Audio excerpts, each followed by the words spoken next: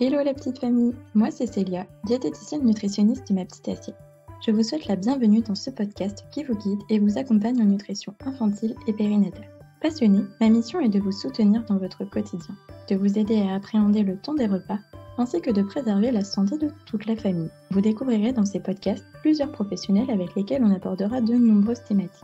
Je vous partage mes conseils et réponds à vos questions afin de vous aider à reprendre le plein pouvoir sur votre alimentation, faire de la place pour plus de sérénité et d'harmonie. Bienvenue à tous nos auditeurs. Je suis très heureuse de vous retrouver pour aborder le thème de la période postpartum. On accueille aujourd'hui Eve Piorowicz, psychologue clinicienne qui nous parle de la période qui suit l'accouchement, le postpartum. Combien de temps peut-elle durer? Quels sont les conseils associés? Comment appréhender au mieux l'arrivée de bébé? On répond à toutes vos questions. Bonjour Eve. Bonjour Célia. Souhaites-tu te présenter pour les auditeurs qui ne te connaissent pas encore? Et si tu peux nous en dire un peu plus à propos de ton parcours et de ton quotidien? Avec plaisir. Donc, je m'appelle Eve Piorowicz, je suis psychologue clinicienne d'orientation psychanalytique. J'ai travaillé très longtemps à l'hôpital Necker auprès d'enfants asthmatiques et allergiques alimentaires, enfin des enfants et de leur famille, parce que quand on travaille avec un enfant, on travaille avec sa famille. Et puis, en parallèle, j'avais une activité libérale. Aujourd'hui, je suis full-time dans mon cabinet, dans l'Ouest parisien. Enfin, full-time. J'ai comme des activités à côté. Je travaille en lien avec l'espace natal auprès de femmes enceintes ou aussi dans le postpartum. Et puis, j'interviens beaucoup dans des associations, dans des écoles, notamment pour véhiculer la musique, la culture auprès des tout-petits. Voilà, j'ai écrit un ouvrage qui s'appelle Bébé dis-moi tout, coécrit avec Sabine Turca. Voilà, qui s'intéresse à la parentalité, qui s'intéresse aux besoins du tout petit pendant les premières années de vie. Puis j'écris des articles régulièrement et je suis passionnée par ce que je fais. Ça se sent et on l'entend, c'est un parcours qui vraiment semble riche de sens pour vous, d'accompagner du coup toutes ces familles et ces femmes justement durant cette période. Oui, et puis la transmission aussi auprès des stagiaires, auprès des étudiants. Voilà, que ce métier passion puisse se partager avec les futures générations. Merci beaucoup pour cette présentation, Eve. On va pouvoir aborder un petit peu le sujet principal de ce podcast, qui est la période postpartum. Oui. Est-ce que tu pourrais nous la définir? Selon toi, qu'est-ce que la période postpartum? Alors pour moi, la période postpartum, c'est ce qui se joue, dès lors que le bébé naît. Alors moi, j'aime bien parler de sas, de in between, entre 2 eaux, entre 2 airs, entre 2 mondes. Je trouve qu'entre le moment où on accouche et le moment où on reprend une forme de routine, une forme de normalité, il y a quelque chose d'un sas, quelque chose d'un peu, extraordinaire dans le vrai sens, dans le sens littéral du terme. Voilà, alors après la période postpartum peut s'étendre, selon, les spécialistes de quelques mois à la première année. Tout dépend aussi, je crois de la singularité de chaque femme, de chaque histoire. En tout cas, voilà, c'est ce qui se joue, après la naissance et avant, un retour, je dirais, à une vie, heu, avec une nouvelle stabilité, avec un nouvel équilibre. Très bien, merci beaucoup. C'est une période finalement qui engendre énormément de changements, d'émotions au sein des familles. Oui, c'est un gros bouleversement d'accueillir un nouvel invité dans la famille, d'accueillir un bébé, avec tout ce que ça demande d'investissement, parce que la première année de vie, le tout petit, on dit qu'il est dans un état de DZ, DESAIDE. À nous de lui apporter la sécurité affective, à nous de lui donner envie de vivre sur cette terre, à nous de nous ajuster à tous ses besoins physiques, sa faim, les besoins, les petits rôles, les couches à changer, il est en dépendance absolue et nous, on doit s'ajuster à lui, au maximum cette première année de vie. Alors après, c'est autre chose, hein. Après c'est à au tout petit de s'ajuster à nous, au monde dans lequel, il grandit, il va grandir, progressivement. Donc ça, c'est une autre histoire, la question de l'adaptation dans ce monde et de l'éducation et des limites et cetera. Mais en tout cas, oui, c'est un bouleversement. Hem, Quand il y a déjà des enfants plus grands, j'aime bien leur raconter que eux aussi ont vécu, heu, un moment où les parents étaient pleinement investis, autour d'eux à 1000 parce qu'eux aussi étaient dans cet état de DZ et qu'on leur vole rien. Si papa et maman sont à fond autour du petit bébé qui vient de naître, eux aussi ont ont connu voilà cet investissement plein autour d'eux et je trouve que cette reprise narrative avec les plus grands est hyper importante. Le fait de pouvoir raconter aux plus grands, alors plus grands, ça peut être des enfants de 18 mois, 2 ans et demi, 4 ans, 5 ans, 8 ans, 10 ans, 12 ans, mais leur dire que, heu, papa et maman ont aussi, été, concernés, pleinement par ce qui se jouait quand ils étaient tout petits, petits, petits et qu'aujourd'hui ils ont moins besoin d'eux forcément, ils peuvent aller faire pipi tout seuls, manger tout seuls, parler. Donc la façon dont les liens se tissent ont évolué, sont différents. Oui, bien sûr, et c'est l'appréhension aussi de la future autonomie de l'enfant. Oui, tout à fait, qui se fait tout à fait progressivement, hein. Les choses sont toujours étape par étape, step by step. Chaque enfant est singulier, il y a des enfants qui vont, avoir, des envies de motricité très puissantes, très tôt, d'autres qui vont être beaucoup plus dans l'observation et avoir enfin voilà, marcheront bien plus tard. Il y a des enfants, voilà, qui sont très en demande, sur certains plans. Ce qui est certain, c'est que alors on ne naît pas en étant un enfant, c'est pas une page complètement vierge. Bien sûr qu'il y a le patrimoine génétique, mais il y a aussi, le bain culturel, la filiation, l'inconscient, tout ce qui se joue dans la famille depuis des générations, tout ce qui se transmet, heu, où, heu, où en sont les parents quand le bébé arrive? Quelle est leur histoire? Quelle est l'histoire de ce bébé, pendant la grossesse? Il y a tout un tas de paramètres pour comprendre aussi, la singularité et les besoins d'un tout petit, pendant l'enfance. Et comme tu le dis si bien, il y a aussi beaucoup de questions finalement qui arrivent à ce moment-là. Tu saurais finalement nous dire quelle est, la place du psychologue ou finalement du suivi psychologique possible, qui se met en place au moment du postpartum justement? Alors, c'est très intéressant. Souvent, on a besoin de rassurer tout simplement les parents, les mamans, plus particulièrement. Elles se sentent parfois débordées parce qu'elles ont le sentiment que ça va être très difficile de pouvoir concilier le travail, le couple, leur corps de femme, et ce tout petit qui demande tant.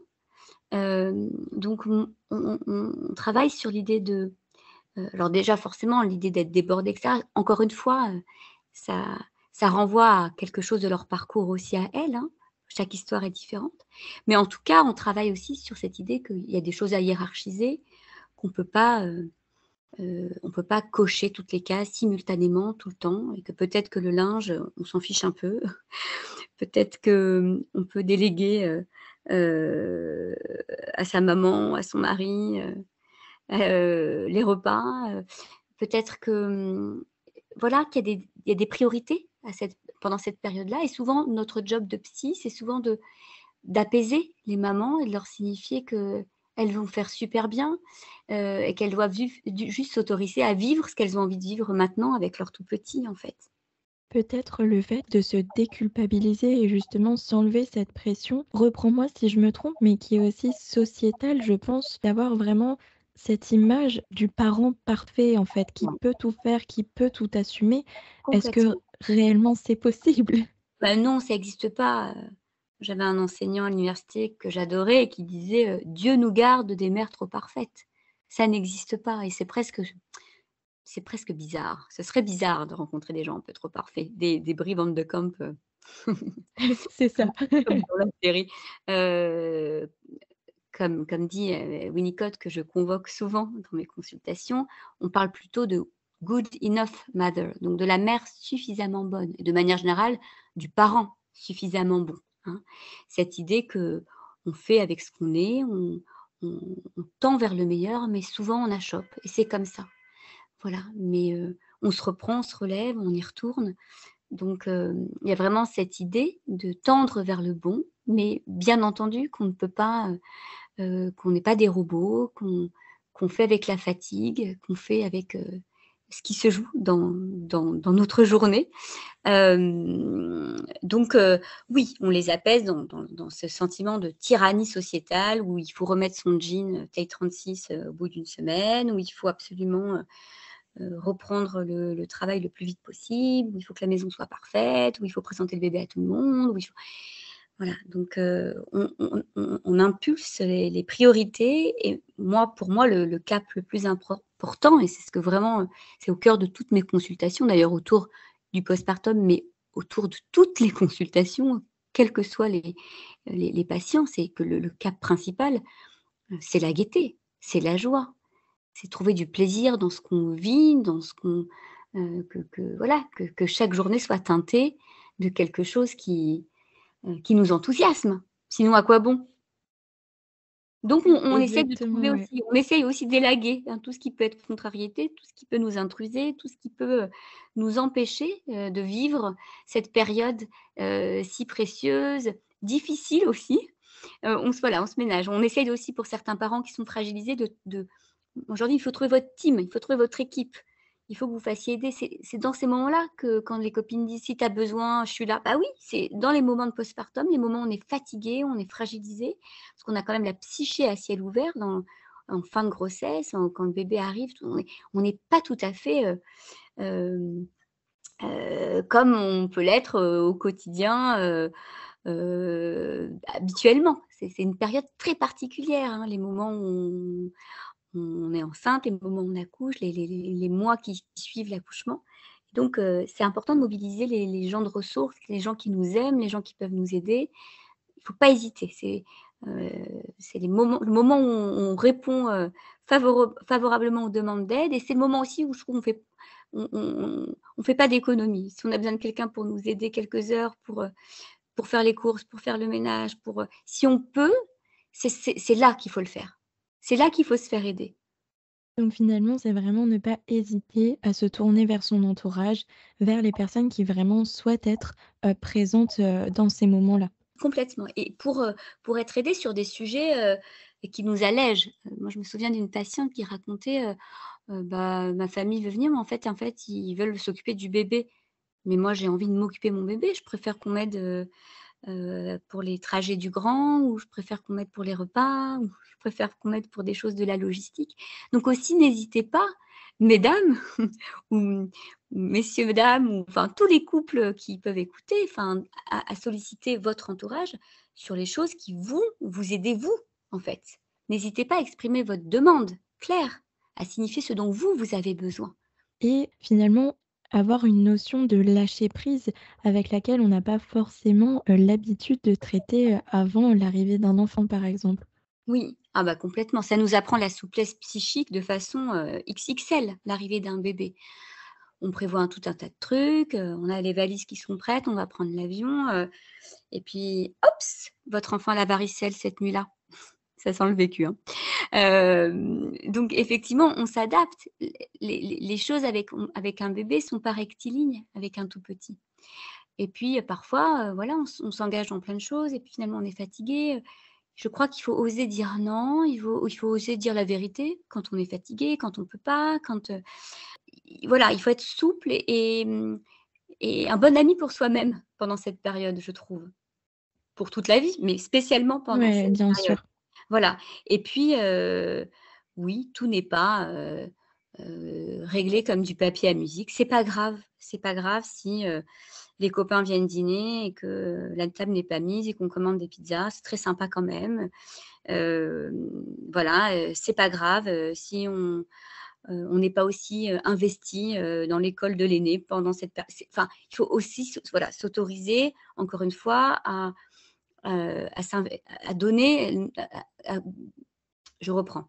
Il faut s'autoriser, heu, à déployer son énergie pour les choses qui comptent vraiment, pendant cette période et je trouve que c'est un apprentissage pour la suite parce qu'au fond, toute la vie, heu, on doit aussi pouvoir, sélectionner, ce qui compte, ce qui est une priorité. On a beaucoup de sollicitations dans nos vies d'adultes et je crois que l'arrivée d'un bébé, ça nous aide à être un peu plus assertifs, à oser, se mobiliser sur les choses qui comptent.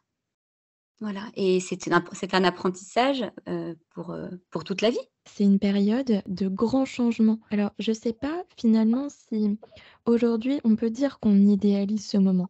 Avec tout ce qu'on peut voir peut-être sur, internet, tout ce qu'on peut lire, sur les réseaux sociaux même, on se doute bien que c'est un chamboulement dans la vie. Est-ce que tu saurais nous dire quelles sont les émotions finalement qu'on peut identifier à ce moment-là?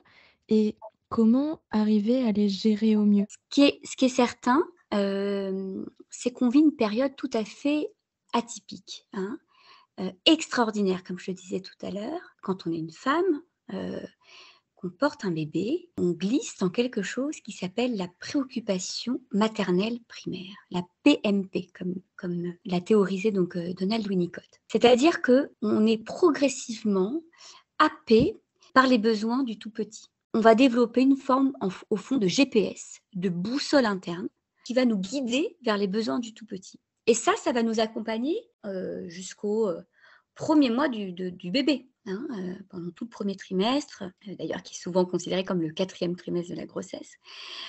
On est dans cet état un peu flottant, qui fait qu'on fait un peu des choses bizarres, où on va ranger ses clés dans le frigo, on met les warnings de la voiture pour décharger les courses, et puis on oublie après de garer la voiture. On oublie des rendez-vous. Mais parce que alors parfois des mamans sont dures en disant: «Ah j'ai deux neurones, j'ai plus ma tête». Mais c'est parce qu'en fait, le corps est extrêmement mobilisé, par ce qui se joue quand on est enceinte, par, finaliser la création d'un bébé, c'est quand même incroyable. Et puis, après quand le bébé est là, on s'ajuste, heu, physiologiquement à lui, mais de façon extraordinaire. Le mot ressort souvent, mais c'est vraiment ça. C'est-à-dire que on va ressentir les choses comme un dauphin. On va se réveiller, les mamans racontent qu'on se réveille, heu, quand on allaite par exemple, 5 minutes avant que le bébé, se réveille lui-même pour signaler sa faim. Qu'on est, on ressent les choses pleinement. Il y a quelque chose, hein, de très, animal, où la maman va repérer le petit bouton planqué derrière l'aisselle, que personne n'aura vu. Et puis il y a tout ce travail de décryptage des pleurs du nourrisson. Qu'est-ce qu'il veut nous dire quand il pleure comme ci? Qu'est-ce qu'il veut nous dire quand il pleure comme ça? Notre job de parent, c'est tellement de décrypter, les appels du nourrisson, et peu importe si on se trompe, hein, c'est pas grave. Si on croit qu'en fait, il faut changer la couche alors qu'en fait il avait juste, un petit gaz, tout ça n'est pas bien grave. Ce qui compte pour le bébé, c'est qu'on cherche à le décrypter. C'est que ces appels ne restent pas vains, qu'il y ait quelqu'un qui essaye de traduire ce que lui veut nous dire. Et ça, c'est ce qui fait qu'on va avoir des bébés, heu, en pleine, confiance, voilà, en eux-mêmes, dans la vie, et cetera. Donc on est complètement, happés par tout un système. Alors bien entendu, tout le reste paraît un peu, secondaire à côté de tout ça. C'est aussi les diktats sociaux, comme tu le disais tout à l'heure, avec, justement la famille aussi qui semble être parfaite et finalement, l'imperfection fait la beauté, de la singularité. Est-ce que tu saurais nous développer un petit peu, ce point-là? Je crois que, effectivement, déjà peut-être ne pas s'encombrer de trop de conseils, choisir sa doula, sa tante, sa maman, sa cousine, sa grande sœur, sa pédiatre, sa psy, des gens qui vont vous donner des caps, mais si on essaye de faire un tableau Excel avec toutes les infos, tous les conseils, on risque de vite, devenir chèvre. Ce qui me semble important, c'est, d'écouter ses intuitions, de faire comme on en a envie. Heu, alors évidemment qu'il y a des choses, un peu pareilles dans toutes les familles. On sait qu'il faut donner un minimum de routine pour le tout petit, pour qu'il puisse se sentir un peu, pour que ça l'apaise en fait, hein, dans son quotidien, qu'il ait des repères. Mais d'un autre côté, le dolce far niente de temps en temps, c'est extraordinaire si on s'autorise, à rentrer plus tard parce qu'il fait beau, à se balader avec la poussette, improviser un pique-nique. S'il dort dans la poussette exceptionnellement, c'est pas bien grave. Ce qui est très, très important, c'est l'idée de la transmission encore une fois, c'est vraiment ode à Donald Winnicott, de l'object presenting. C'est-à-dire que si nous, parents, on est dans le plaisir, si on est dans quelque chose qui nous rend joyeux, si on parle de ce pique-nique et il y a des jolies fleurs, on mange des bonnes choses, il y a des copains qui nous rejoignent, la vie est belle, on embarque notre tout petit dans ce plaisir-là. La façon dont on vit les choses, la façon dont on présente le monde à nos enfants va conditionner la façon dont ils vont, eux, s'en saisir.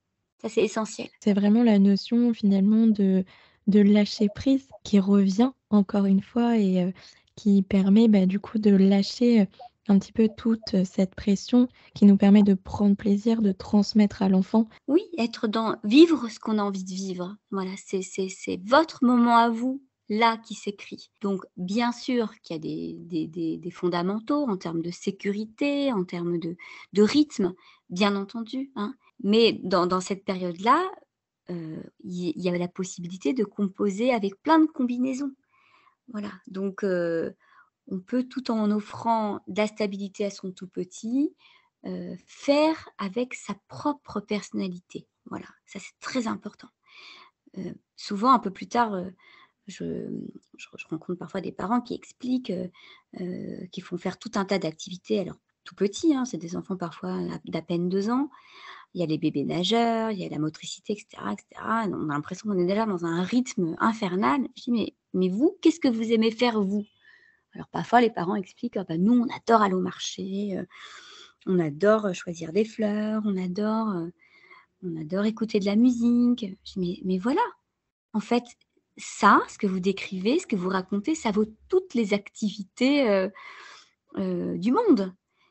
Embarquez votre enfant dans le porte-bébé ou dans la poussette, choisir les fleurs, faites-lui écouter la musique que vous aimez, chantez avec lui, heu, enfin, en fait, ce qui nous fait vibrer va faire vibrer notre bébé et je crois que oui, bah, si c'est le bazar, dans la maison à côté, c'est pas grave. Si, votre enfant, n'a pas fait les bébés nageurs, c'est pas bien grave. Il faut se couper un peu de ce on a le sentiment d'être comme enfin, on a souvent l'impression qu'il y a des indispensables, des essentiels. Non, les fondamentaux sont pas là. Et tout à l'heure, tu parlais de connexion, une sorte de connexion liée, aux parents, à l'enfant, Oui, et de la préoccupation maternelle primaire. c'est ça.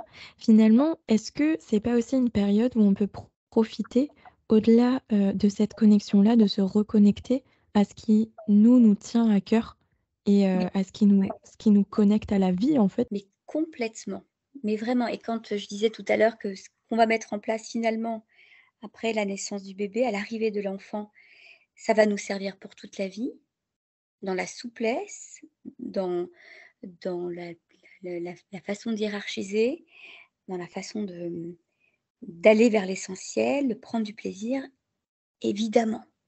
Ouais, il y a quelque chose, qui est gagné pour toujours. Ce que je trouve intéressant par rapport à cette connexion et choses qui nous tiennent à cœur, c'est aussi la négociation de ce qui va se jouer dans le couple. Parce que finalement, quand on est un jeune couple sans enfant, oh, on a l'impression qu'on est complètement capable de faire 1000 compromis, et quand un enfant est là, il y a des enjeux d'éducation, des enjeux de transmission et là, on rentre dans le dur et c'est aussi le moment où on fait le tri entre ce qu'on a reçu de nos familles et qu'on va devoir peut-être lâcher, parce que finalement, c'est pas forcément ce qui nous va le mieux, ou des valeurs qui nous semblent essentielles et sur lesquelles on ne veut pas lâcher, justement. Et je trouve qu'il y a des vrais enjeux de construction de couple, et de famille à l'arrivée d'un bébé. C'est pas rien ce qui se trame. Hem, D'ailleurs, c'est des moments qui peuvent beaucoup fragiliser les couples. D'ailleurs, certains couples se séparent aussi à la naissance, d'un enfant parce que c'est trop difficile de tricoter ensemble. Mais quand on y arrive, enfin, ça fait des ouvrages, multicolores extraordinaires, où on arrive à mettre chacun un peu de soi, un peu de nos familles, et être aussi dans la créativité de ce qu'on veut pour notre famille, pour notre entité familiale. Ça crée vraiment la propre singularité et je trouvais l'image très belle, le fait de tricoter, un voilà, quelque chose de multicolore, l'éducation, la construction, bah, finalement de l'environnement aussi de l'enfant. Oui, la Heu, variété de nos ouais, origines, la variété aussi de ce des injonctions aussi, c'est je trouve qu'on se on termine quelque chose de notre adolescence quand on devient parent, parce qu'on s'autorise enfin à, pour de bon, à faire le tri de ce qui nous va ou pas, de ce qu'on veut garder ou pas de ce que nos parents nous ont donné. Et parfois on a des couples qui se disputent fort parce que, il faut, habiller le bébé comme ça ou il faut changer la couche comme ça parce que dans ma famille c'est comme ça et des fois on tient à des positions très fortes parce qu'on dans un sentiment de loyauté envers nos parents. Mais je crois qu'il faut lâcher un peu tout ça et s'autoriser à être davantage le parent de notre enfant que l'enfant de nos parents dans ces moments-là. S'autoriser à trouver notre propre voie avec un E, avec un X. Trouver qui on a envie d'être, comment on a envie d'être, quel genre de parents, quel genre de famille on veut construire. Merci beaucoup Eve pour toutes ces explications, tellement intéressant et c'est un sujet qu'on pourrait aborder, je pense, pendant des heures.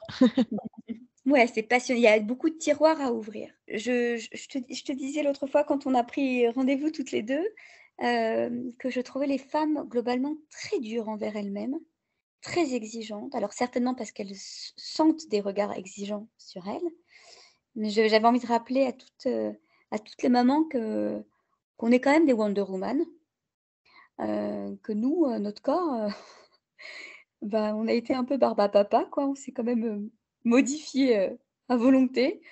Voilà, la grossesse, l'accouchement, l'allaitement pour certaines.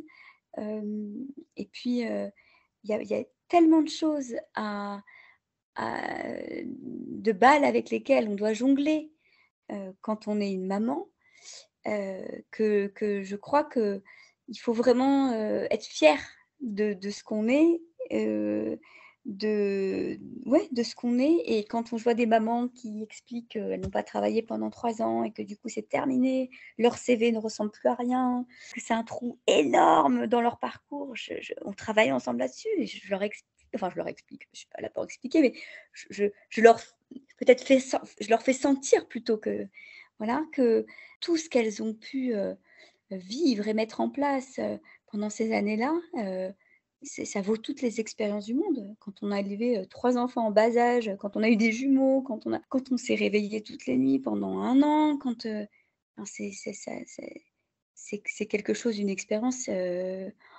puissante, dont il faut se sentir fier et dont il faut se sentir grandi. Donc c'est pas rien. On n'est pas juste là, on est éminemment active. Merci pour ce rappel et peut-être aussi préciser, c'est important de demander de l'aide, à son entourage, mais comme tu le précisais tout à l'heure, à des professionnels qui sont là, justement pour aider et accompagner les familles durant cette période. Oui, vraiment, j'insiste, c'est très bien que tu le rappelles, parce que parfois, 1 ou 2 séances max suffisent à décongestionner une situation compliquée, à retrouver, le sens de la confiance, du plaisir. Il ne s'agit pas de s'engager sur une analyse, voilà, pendant longtemps. Parfois, c'est vraiment quelques séances et puis, je trouve aussi, ça c'est quelque chose qui m'est cher aussi, que parfois reprendre un peu le parcours pour tomber enceinte, quand il y a eu de la PMA notamment, un peu libérer les affects autour de tout ça, les difficultés qu'on a pu éprouver, les angoisses, puis l'accouchement, il y a des accouchements qui sont très difficiles. Tout ça, je trouve que ça mérite souvent, j'hésite presque à dire voire tout le temps. Je trouve que ça nécessite d'être repris.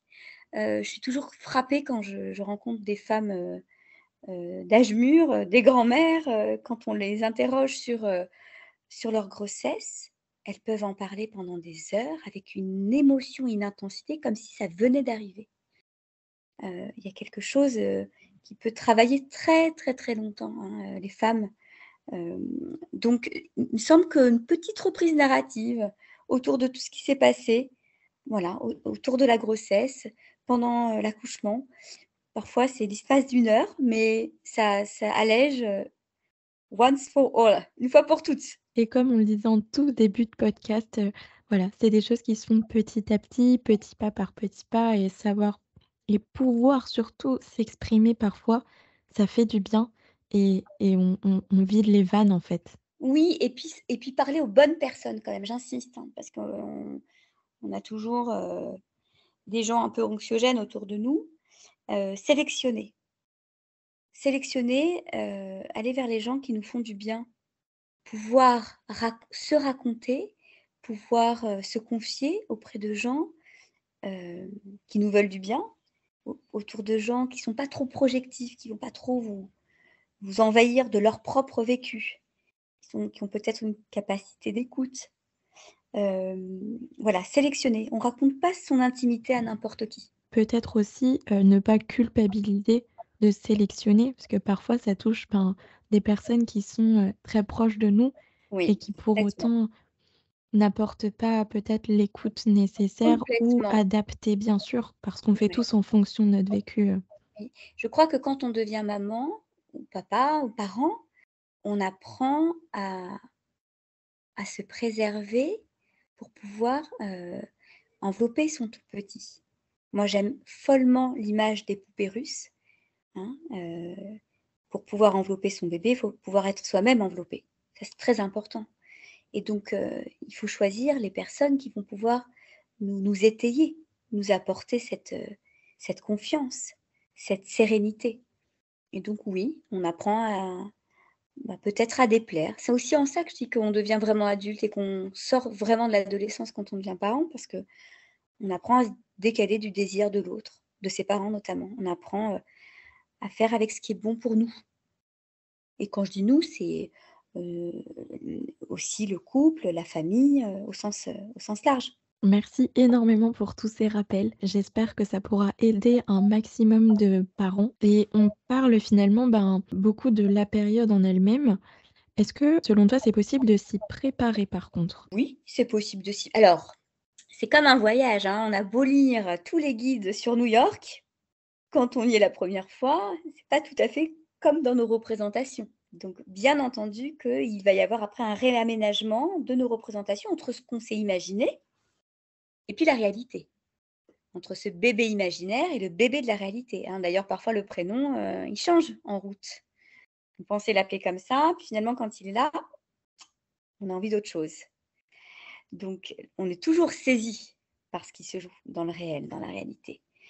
Hem, mais on peut s'y préparer effectivement. Moi je parle du prénom, mais je trouve que c'est quelque chose d'assez, hem, magique cette histoire de prénom parce que ça nous fait, cheminer vers l'arrivée de cet enfant. Dans le couple, quand on parle du prénom, c'est aussi, hem, quel projet on veut autour de notre enfant. Dans le ça on se fait carrément un podcast bilingue aujourd'hui, hein, parce qu'il y a dans le nom Oui, name, c'est il y a ça. il y a aim, il y a la visée, il y a le but. Je trouve très intéressant le fait que le prénom, il est, porteur de nos désirs, de nos projections, de nos rêves et déjà, voilà, parler du prénom dans le couple, c'est une façon déjà de se préparer à ce qu'on veut pour cet enfant. Hem, c'est une façon aussi de se préparer à négocier entre nos différents mondes, entre, voilà, quand on est 2, on n'a pas les mêmes, forcément les mêmes envies, les mêmes visées, les mêmes, donc ce qu'on se disait sur ce qui va se jouer quand, l'enfant est là dans l'éducation et cetera, je trouve que c'est déjà les prémices autour du prénom, de pouvoir réfléchir à ce qu'on veut lui offrir à travers cet écrin sonore. Après on peut lire des ouvrages, on peut échanger avec nos grandes sœurs, on peut écouter des podcasts, bien entendu, mais le parcours, le chemin intime, il sera toujours différent. Il y aura toujours quelque chose, en plus, il y aura toujours quelque chose, de plus intense. Ça voilà, votre réalité ne sera jamais celle de Charlotte ou de Pauline. En effet et on revient finalement sur, bah, la singularité, finalement, singularité de son enfant, mais aussi la nôtre. Oui et je trouve ça super moi d'aller un peu piocher à droite à gauche, c'est super comme ils organisent, les week-ends, chez Pablo, enfin, hem, mais garder en tête que nous aussi on est scénaristes, que nous aussi on peut agencer, notre vie comme on en a envie. On peut l'écrire comme nous on en a envie. Et du coup, c'est une très belle phrase pour arriver à la fin de ce podcast et avant de passer aux questions des parents, est-ce que tu souhaites ajouter, quelque chose, qui n'a pas forcément été évoqué dans ce podcast ou sur lequel tu aurais aimé insister? Alors je crois que ce dont on doit se souvenir, c'est qu'on n'est pas des robots, qu'on fait avec notre propre personnalité, qu'on fait avec notre fatigue, qu'on doit être tendre et indulgent envers soi, dans ces moments-là particulièrement, et que le cap, c'est le plaisir, c'est la gaieté, c'est la transmission. Heu, voilà, c'est ça qui doit nous animer et que si tout n'est pas parfait pendant cette période-là et d'ailleurs même pour la suite, c'est pas bien grave. Voilà, je crois que c'est un peu l'idée clé. Merci beaucoup Ève pour toutes ces réponses et certains parents du coup nous ont posé certaines questions en amont, OK. hem, notamment combien de temps peut durer, finalement la période postpartum? Alors,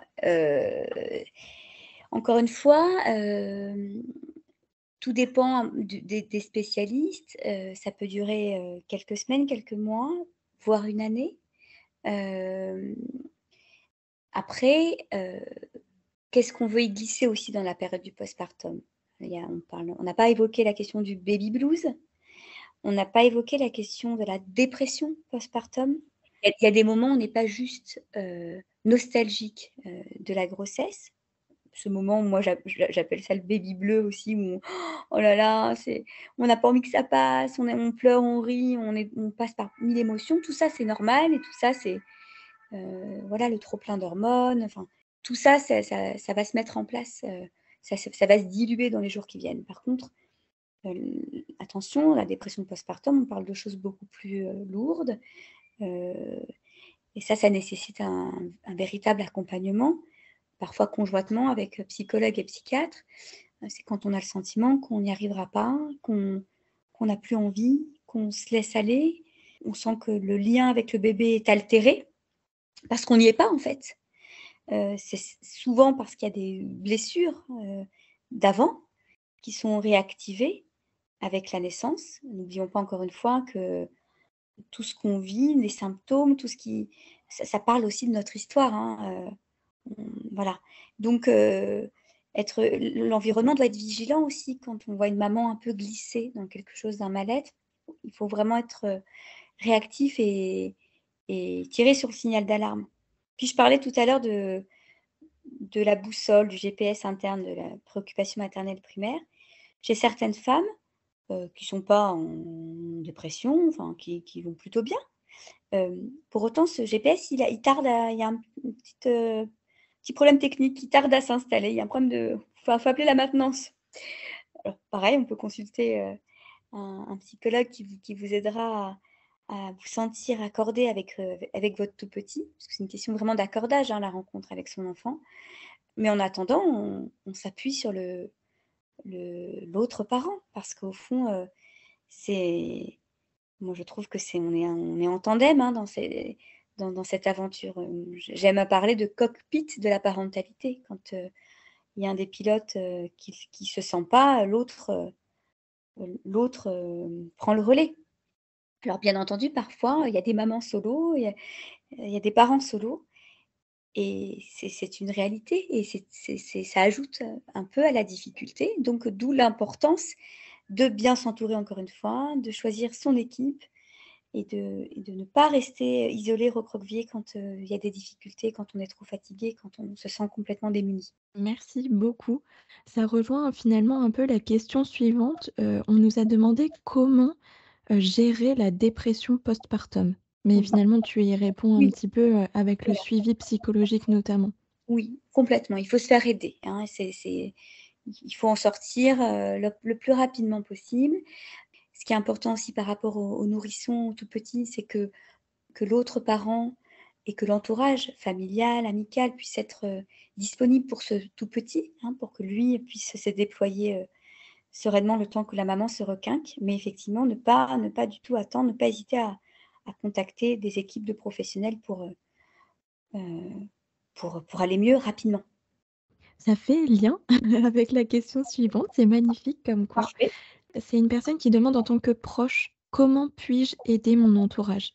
Pour justement, faciliter, la période. Alors, ça reprend un peu ce qu'on s'était dit aussi, là pendant tout cet échange, c'est-à-dire que ne pas hésiter à demander, à son amie, sa sœur, à sa cousine: «De quoi tu as besoin? En quoi moi je peux t'aider? Dis-moi toi». Alors peut-être qu'elle va vous dire: «Oh là là, je rêve que tu me fasses un brushing, j'ai envie de me sentir belle». Il faut s'ajuster à la demande des jeunes parents. Merci. Dernière question, du coup, une personne qui demande et qui affirme: «C'est vraiment une période qui pour moi est difficile actuellement, vers qui puis-je me diriger?» Alors, en premier lieu, sans parler dans le couple, si on est 2, hein, je trouve que c'est quand même, heu, des choses qu'il faut pouvoir se dire. On n'a pas besoin de porter un masque et de faire bonne figure si à l'intérieur c'est le chaos. Donc, en priorité, on en parle à son conjoint, sa conjointe et puis on va consulter. On enfin voilà, à la pédiatre, au gynéco, qui vont donner les coordonnées d'un bon psychologue ou consulter directement un psychologue, psychanalyste. Enfin quelqu'un, qui voilà, qui a l'habitude, qui saura vous remettre, sur le chemin du bien-être. Merci beaucoup. Ève, cet enregistrement va sûrement, beaucoup plaire à nos auditeurs et est-ce que tu souhaites ajouter une dernière petite chose? C'est la petite phrase de fin, si tu en as envie. La petite phrase de fin, c'est une petite phrase que je glisse souvent pour rester dans le podcast, bilingue. No pressure, just pleasure. Ne vous encombrez pas de pression, juste le plaisir. Merci pour ce podcast bilingue. On mettra toutes les traductions si besoin en légende. En tout cas, merci énormément Ève pour cet échange. C'était très riche. Merci. Merci énormément pour ton temps. Avec plaisir. C'était Ève Piorowicz et Célia sur le thème de la période postpartum. Prenez soin de vous. Ce sera tout pour cet épisode qui laissera sûrement une porte grande ouverte à d'autres sujets, tous plus intéressants les uns que les autres. Si vous avez des interrogations à propos de ce podcast, contactez-nous directement sur notre compte Instagram Ma Petite Assiette. Sachez que sur nos réseaux, nous lisons tous vos messages et commentaires. On répondra à vos questions autant que possible.